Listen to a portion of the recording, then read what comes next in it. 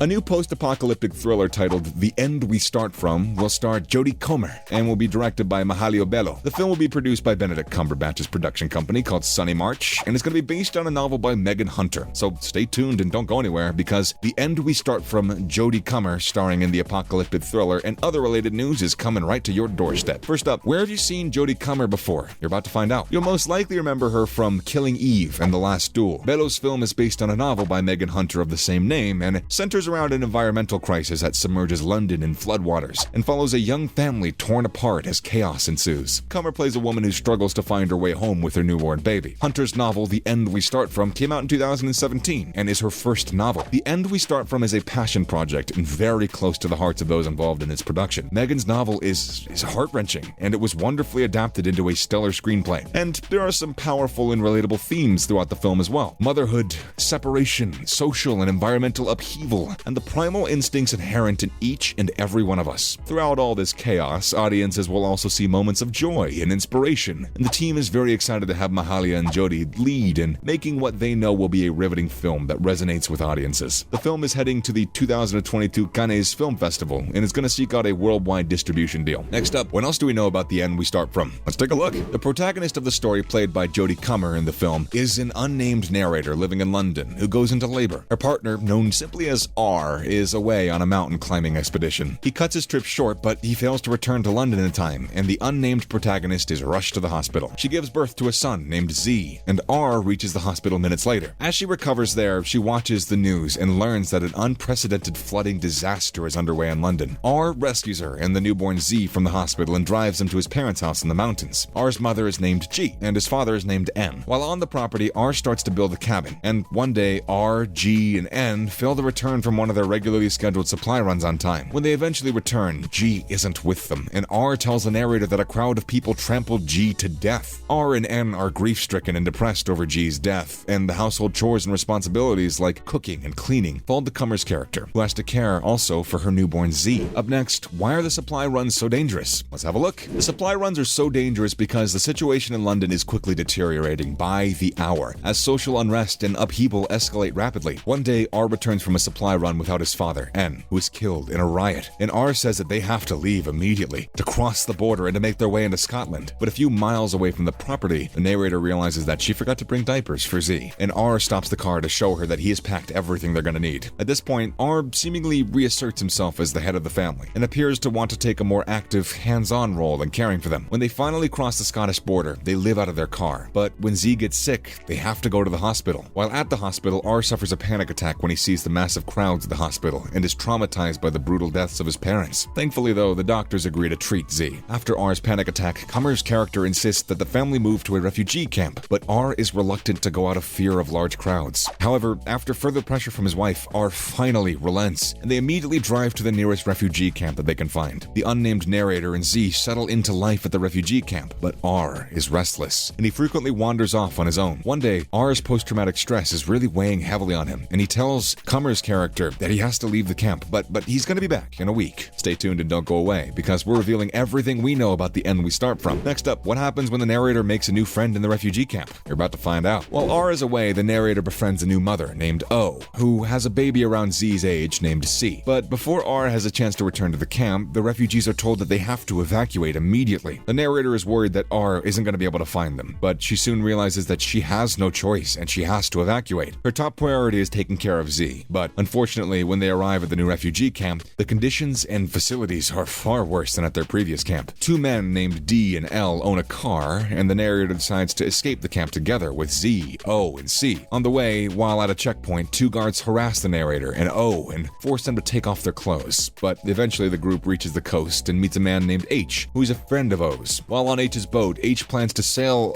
to an island off the coast of Scotland with his wife and children, and the narrator, O, and their babies go along. D and L, however, decide to stay on the mainland. When H, O, and the narrator reach the island, they manage to sustain themselves and live in the abandoned building there. There, they grow their own food and they drink clean, fresh water from a well. The narrator also listens to radio reports and plans to return to the mainland to search for R when conditions improve. At one point, the narrator starts to develop romantic feelings for H, but she refuses to act on them and chooses to remain faithful to R instead. But up next, what happens when the narrator finally reaches the mainland? Let's take a look. When social conditions improve, H sails the narrator and Z Z back to the mainland. When they arrive, they find themselves at the same checkpoint, manned by the same guards. But this time, the guards treat them in a more civilized manner. The narrator and Z quickly make their way back to London and begin the search for R. The floodwaters recede just enough so that they can return to their apartment, but R is nowhere to be seen. After more searching, the narrator finally locates R in a hospital, and they return to their apartment as Z starts to walk for the first time. Also, there are some similarities between The End We Start From and other post-apocalyptic and dystopian films. Take, for instance, the film Snowpiercer by Oscar-winning director Bong Joon-ho. Snowpiercer deals with the impacts of global warming. In Snowpiercer, the government tries to halt global warming by flooding the Earth's atmosphere with an experimental chemical. Their attempt fails, the planet becomes a barren, ice-covered wasteland, and the last members of humanity live on Snowpiercer, a train that's powered by a perpetual motion engine and ruled by a brutal caste system that brings out the worst in people. It's a bleak and brutal film that we've seen before with post-apocalyptic films, but it's done in a very fresh and exciting way. Finally, what is another post-apocalyptic film you need to see? Blade Runner 2049 is one of the best modern post-apocalyptic films out there. The film allows audiences to experience the world through the eyes of a replicant named Kay, played by Hollywood star Ryan Gosling. The film forces us to think about what humanity is like when it's completely devoid of empathy. The world building in Blade Runner 2049